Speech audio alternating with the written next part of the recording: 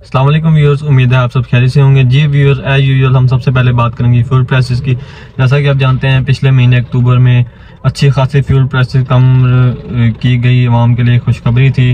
1 अक्टूबर को ये तकरीबन 18 रुपये की समरी भेजी गई, जिसमें 8 रुपये कमी की गई। तो लोग मायूस हो चुके थे कि ये तो बिल्कुल नॉर्मल सी कमी की गई है। फिर जब 16 अक्टूबर को 40 रुपये की जो है फ्यूल प्राइस में कमी की गई, पेट्रोल प्राइस में, डीजल में भी ओवरऑल तकरीबन 50 रुपीज़ जो है वो प्राइस कम की गई।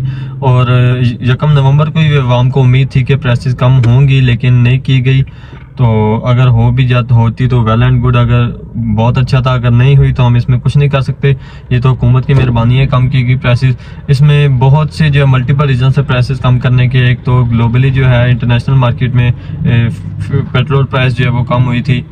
उसके अलावा पाकिस्तान में जो रुपीज़ स्टेबल की हुआ था, डॉलर की प्राइस कम हुई थी। ये 2-3 वजूहत थी जिसकी वजह से पेट्रोल प्राइसेस में कमी की गई।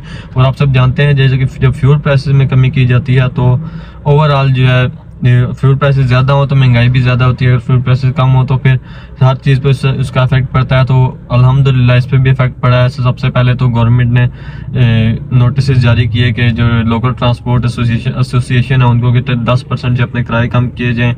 उसके अलावा ऑटो इंडस्ट्री की बात की जाए तो ऑटो इंडस्ट्री में भी गाड़ियों की प्राइसेस में कमी वाक़या हुई है। तो सबसे पहले इसका जो आगाज़ किया वो टोयोटा ने किया, फिर उसके बाद होंडा, होंडाई, हैवल, DFSK, चंगान, तो सब ने अपनी अपनी गाड़ियों की प्राइसेस कम की, सिवाय 2 ब्रांड्स के, जो सुजुकी और चेरी।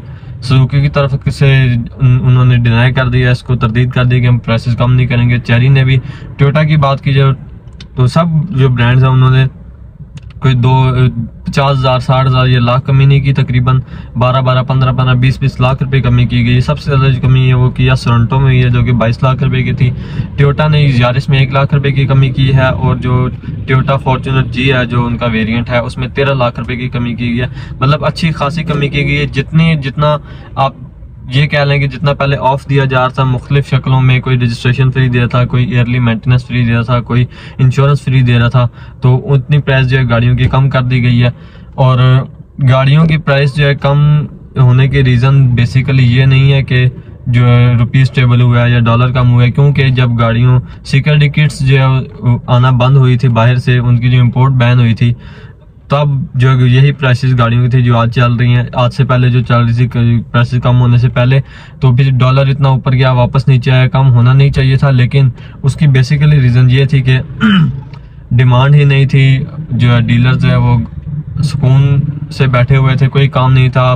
आपके सामने है कितना ऑटो इंडस्ट्री कितनी जब्बू हाली का शिकार थी, कोई गाड़ियों की सेल परचेज नहीं थी। तो सब जो ऑफ दे रहे थे उन्होंने ऑफ को ख़त्म करके जो गाड़ियों की प्राइस कम कर दी है। मतलब जितना अगर कोई एक गाड़ी पे 10 लाख रुपए ऑफ दे रहा था ऑलमोस्ट, तो उसने उतनी गाड़ियों की प्राइस कम करके उसकी इनवॉइस जो है उतने की कर दी है। तो एक उम्मीद है कि गाड़ियों की प्राइस जो है मज़ीद कम होंगी, अल्लाह करे हों। लेकिन अब देखा जाए दूसरी तरफ तो डॉलर जो है वो दोबारा ऊपर जाना शुरू हो चुका है, तो मेरा नहीं ख्याल ये कमी होगी। और ये जो कमी हुई है ये भी टेम्परेरी है। तो मुनासिब मौका है, अगर कोई गाड़ी लेना चाहता है, नई गाड़ी परचेज़ करना चाहता है, तो इस वक्त बेहतरीन मौका है, परचेज़ कर ले। क्योंकि डॉलर अगर मज़ीद ऊपर गया तो ये प्राइसेस जो है रिवर्ट हो जाएंगी। फिर वो लोग कहेंगे जी गाड़ियाँ महंगी हो गई, हमारी पहुँच से दूर हो गई। तो जिसने गाड़ी भी परचेज करनी है वो अभी कर ले। और ऑटो इंडस्ट्री के साथ अगर ऑटो फाइनेंसिंग की बात की जाए तो वो भी अच्छा खासा उसको भी इफेक्ट हुआ है। 15 माह से ऑटो फाइनेंसिंग भी डिक्लाइन का शिकार है। रीज़न क्या है जी? रीज़न यही है कि लोगों की गाड़ियाँ लोगों की रीच से बाहर हैं, लोगों की बाइंग पावर नहीं है। और जो स्टेट बैंक की पॉलिसी है उसके मुताबिक आप जो है 3 मिलियन तक जो है ऑटो फाइनेंसिंग करवा सकते हैं। तो अब जो बेसिक एक गाड़ी आपकी आ रही है आल्टो, वो भी 30 लाख रुपए की है। तो मतलब हम वही गाड़ी ऑटो फाइनेंस करवा सकते हैं। या अगर अब मैं बात करूं बड़ी गाड़ियों में, तो अगर किसी ने होंडा लेनी है सिविक जो कि तकरीबन 1 करोड़ रुपए की है, तो जहां से वो 70 लाख का इंतजाम कर लेगा वो 30 लाख का भी कर सकता है। वो क्यों ऑटो फाइनेंसिंग को तरजीह देगा? इसके अलावा जो हिडन चार्जेस है, ये मेरा अपना भी एक्सपीरियंस है कि मैंने भी एक गाड़ी फाइनेंस करवाई थी वैगनआर। तो हिडन चार्जेस इसमें बहुत ज़्यादा होते हैं। बज़ाहिर हमें दिखाया जाता है ये जो आपके जो कोटेशन वगैरह बनाई जाती है, जो आपकी मंथली इंस्टॉलमेंट वगैरह बनाई जाती है, लेकिन जब आप 5 साल इंस्टॉलमेंट के कंप्लीट होते हैं, उसमें जो through out the year floating होती है, डॉलर फ्लोटिंग की वजह से भी आपकी जो है इंस्टॉलमेंट है वो चेंज होती रहती है। और जब आप 5 साल बाद या 3 साल बाद 2 साल बाद जितनी भी आपने फाइनेंसिंग करवाई है वो कंप्लीट करते हैं, फिर आपको पता चलता है कि कितने ज़्यादा इसमें हिडन चार्जेस दिए गए हैं। और इसके साथ साथ अब ऑटो इंडस्ट्री की और बात करता चलो तो होंडा, टोयोटा, सुजुकी तीनों ने अपने प्लांट जो है वो टेम्परेरी शट डाउन कर दिए हैं। रीज़न के सीके टिकट्स नहीं है, सीके टिकट्स जब होंगी नहीं तो गाड़ियाँ कैसे बनेंगी, तो उनके लिए टेम्परेरी प्लांट शट डाउन है। लेकिन लोगों के जहन में ये भी आ रहा था कि जिस प्लांट जो है वो जो कंपनियाँ मुकम्मल जो बंद होकर पाकिस्तान से जा रही हैं, ऐसा बिल्कुल भी नहीं है। सुजुकी ने जो स्टॉक एक्सचेंज से डीलिस्ट हो चुकी है, अपने जो शेयर उठा लिए हुए हैं, तो लोगों का ये ख्याल था कि अब सुजुकी बंद हो जाएगी, इसके पार्ट्स नहीं मिलेंगे, गाड़ियां नहीं सेल होंगी। ऐसा बिल्कुल भी नहीं है। सुजुकी सिर्फ स्टॉक एक्सचेंज से डीलिस्ट हुआ है, लेकिन पाकिस्तान में वो मौजूद रहेगा और जो कंपनियां बाकी भी हैं वो मौजूद रहेंगी। प्रोटॉन के हवाले से मैं बताता चलूँ कि उनके जो मेकर्स साजगार इंजीनियरिंग के और प्रोटॉन के और डीलरशिप्स के आपस में इख्तलाफात थे, कोई बातचीत थी जिसकी वजह से लोगों को ये लग रहा था कि प्रोटॉन भी बंद हो रही है, लेकिन प्रोटॉन बंद नहीं हो रही जी। प्रोटॉन यहीं पे है, सब कंपनियां जो यहीं पे है।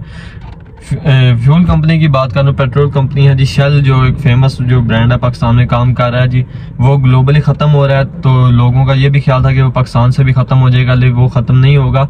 उसके जो शेयर्स हैं वो एक सऊदी कंपनी है, वो उनकी बातचीत आपस में चल रही है, वो शेयर उसके खरीद रही है, तो उसका कंपनी का नाम चेंज हो सकता है, लेकिन जो शेल जो है पाकिस्तान में रहेगा, नाम चेंज हो जाएगा। जो पेट्रोल पंप जो शेल के ख़त्म नहीं होंगे। अब बात कर लेते हैं बाइक इंडस्ट्री की, वो भी ऑटो इंडस्ट्री के साथ लिंक है। तो बाइक इंडस्ट्री में भी अफवाहें थी जी कि बाइक के प्राइसेस कम हो जाएंगी। सबसे पहले होंडा की तरफ से अफवाह थी, लेकिन अभी तक बाइक की प्राइसेस कम नहीं हुई जी, प्राइसेस वही हैं और उम्मीद है कि बाइक के प्राइसेस कम हो, क्योंकि जो बाइक की सेल है वो भी काफ़ी हद तक तनज़्ज़ुली का शिकार है और डीलर्स ने अपने जो मेकर्स हैं उनको से अपील की है बाइक के प्राइसेस कम की जाए, क्योंकि सेल परचेज बाइक की भी बिल्कुल नहीं हो रही। बाइक भी लोगों की रीच से बाहर हो चुका है। और मैं होंडा को यहाँ पे मेंशन करना चाहूँगा, जैसे कि हर साल की तरह वो जस्ट स्टिकर जो है चेंज करके या नया कलर ला के बाइक लॉन्च कर देते हैं। तो इस साल होंडा ने 70 सीसी जो है वो ब्लू कलर में लॉन्च कर दिया और 125 के साथ तो क्या ही कमाल किया। चूना प्रो मैक्स लगाने में जो है टॉप पे अब होंडा जो सर फहरिस्त रहता है जी चूना लगाने में पाकिस्तानियों को, तो एक गोल्ड एडिशन के नाम से होंडा 125 लॉन्च किया है, जिसमें उसके टॉप पे गोल्डन कर दिए हैं और टैंकी पे गोल्डन कलर का स्टिकर, जैसे बाकी वो ब्लैक रेड वगैरह होता है उसको टैंकी पे गोल्डन कलर का स्टिकर दे दिया। उसके अलावा मोनोग्राम गोल्डन कर दिया और बाइक की प्राइस तकरीबन 50,000 रुपये ज़्यादा कर दी है। मतलब 2-3 चीज़ों की चेंजिंग करने से बाइक की जो कीमत है वो 50,000 रुपये है। अगर होंडा 125 एक सिंपल है वो 2,34,000 का है, तो वो मेरे ख्याल है 2,84,000 या 280 प्लस का वो बाइक मिल रहा है जी। तो ये हाल है होंडा का और इसमें होंडा का कसूर ज़्यादा नहीं, कसूर हमारा आवाम का ज़्यादा है, क्योंकि कुछ भी हो हम कहते हैं कोई बात नहीं जी, थोड़ा सा और महंगा ले लेते हैं, थोड़ा सा और महंगा ले लेते हैं। तो हम इस पे नहीं बात करते, इस पे आवाज़ नहीं उठाते कि मैं प्राइस ज़्यादा है या कोई हमें इसमें फैसिलिटी भी दी जाए, कोई इसकी टेक्नोलॉजी को बेहतर किया जाए, कोई इसकी बिल्ड क्वालिटी को बेहतर किया जाए। बिल्ड क्वालिटी कम की जा रही है, वो मज़ीद हल्की की जा रही है और प्राइस जो है ज़्यादा कर दी जा रही है। तो व्यूअर ये हालात हैं ऑटो इंडस्ट्री के। और अब चलते हैं इवेंट्स की तरफ। तो इवेंट जो हुए हैं या होने हैं, मैं पहले बात करता चलूँ। 27, 28, 29 अक्टूबर को पाकिस्तान ऑटो शो हुआ है कराची एक्सपो सेंटर में। एक साल कराची होता है, एक साल लाहौर हुआ, लास्ट ईयर लाहौर में हुआ था, इस साल कराची हुआ, बड़ा बेहतरीन शो था।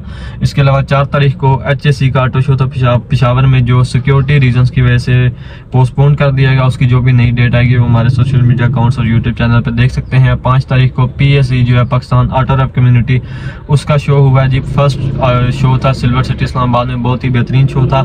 और जो अपकमिंग शोज हैं उसकी लिस्ट काफ़ी लंबी है। जो रिसेंट शो आने वाला है जी वो लाहौर में है जी, पाक व्हील्स ऑटो शो लाहौर, जो कि 3 साल बाद हो रहा है। कोरोना से पहले हुआ था, अब कोरोना के बाद शो हो रहा है। तो जो कार एंथुजियास्ट हैं और ऑटोमोटिव कम्युनिटी है काफ़ी ज़्यादा एक्साइटेड है इस शो के लिए। और सिनेरियो चेंज है, इस पाकिस्तान की हिस्ट्री में फर्स्ट टाइम इंडोर इवेंट होने जा रहा है एक्सपो सेंटर लाहौर में, हॉल नंबर 1, 2, 3 में 12 तारीख को ये ऑटो शो होने जा रहा है। और गाड़ियां एक दिन पहले डिस्प्ले होंगी, हफ्ते की रात 11 तारीख को गाड़ियां डिस्प्ले हो जाएंगी, हफ्ते के दिन से लेकर रात तक गाड़ियां वहां पे डिस्प्ले होंगी जैसा कि लेक व्यू में हुआ था। और इतवार को जस्ट जो है ऑडियंस अलाउ होगी, लेकिन ऑडियंस भी टिकटेड इवेंट है ये, क्योंकि 2 दिन हॉल बुक किया है तो एक्सपेंस वगैरह ज़्यादा होता है, इस वजह से ये इवेंट टिकटेड रखा गया है। bookme.pk पे जाके आप टिकट बुक कर सकते हैं। अगर आप 10 तारीख से पहले टिकट बुक करते हैं तो आपको 20% ऑफ मिलेगा। 1000 का टिकट है, अगर पहले बुक करते हैं तो 800 का मिलेगा, जब अगर मौके पे टिकट लेंगे तो 1000 का मिलेगा। और एक इन्होंने पैकेज दिया है, अगर 5 टिकट आप बाय करते हैं जो कि 5000 के बनते हैं तो वो आपको 3000 में पड़ेंगे, उस पर 40% ऑफ दिया गया। तो जो भाई टिकट लेना चाहते हैं, शो में जाना चाहते हैं, वो टिकट अपने ही पहले ही बुक कर लें। मैं भी इंशाल्लाह बुक कर लूँगा और इंशाल्लाह आपसे लाहौर में मुलाकात होगी पाकवीज ऑटो शो पे।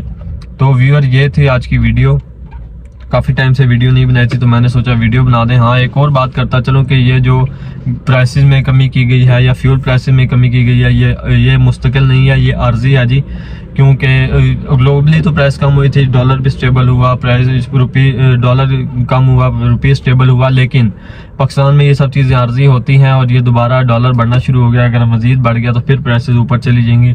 इसके अलावा ये एक पॉलिटिकल स्टंट भी हो सकता है, क्योंकि आगे इलेक्शन आने वाले हैं, हो सकता है ये इलेक्शन तक कोई आवाम को रिलीफ जो दिया जा रहा है इलेक्शन तक हो, इसके बाद दोबारा जो आवाम का जूस निचोड़ा जाए। जैसे गन्ने की मशीन होती है तो उसमें अगर गन्ने को डालें तो वो सारा जूस निकल जाता है। पिछले 2 माह में हमारा यही हाल था आवाम का कि महंगाई इंतहा को पहुंच चुकी थी और फिर जो है पेट्रोल प्राइस कम हुई, महंगाई कम हुई तो हम खुश हो गए। लेकिन ये इस आमादा रहें, इलेक्शन के बाद फिर वही हाल होगा। अल्लाह करे ना हो, उम्मीद तो अच्छे की रखनी चाहिए, दुआ करते हैं हम ना हो, लेकिन जो हालात बताते हैं वो यही हैं कि दोबारा ये हाल होगा। मतलब हमें थोड़ा सांस लेने दिया जा रहा है, हम थोड़ा फिर स्टेबल हों तो दोबारा हमें गन्ने की मशीन में गुजारा जाए और जो गन्ने का हाल होता है फिर वही हमारा होगा। तो व्यूअर ये थी आज की वीडियो, उम्मीद करते हैं आपको वीडियो पसंद आई होगी। वीडियो पसंद आए तो वीडियो को लाइक करें, शेयर करें, कमेंट करें। कमेंट में हमें अपनी राय से आगाह करें कैसे हम अपनी वीडियो को बेहतर बना सकते हैं। ऑटोमोटिव कम्युनिटी और ऑटो इंडस्ट्री से मुताल्लिक किसी भी किस्म की अपडेट्स के लिए हमारे सोशल मीडिया अकाउंट्स को फॉलो कीजिए, यूट्यूब चैनल को सब्सक्राइब कीजिए। मिलते हैं आपसे इंशाल्लाह नेक्स्ट वीडियो में, इस उम्मीद के साथ कि आप अपना और अपने गिरदनवा के लोगों का ख्याल रखेंगे। अल्लाह हाफिज़।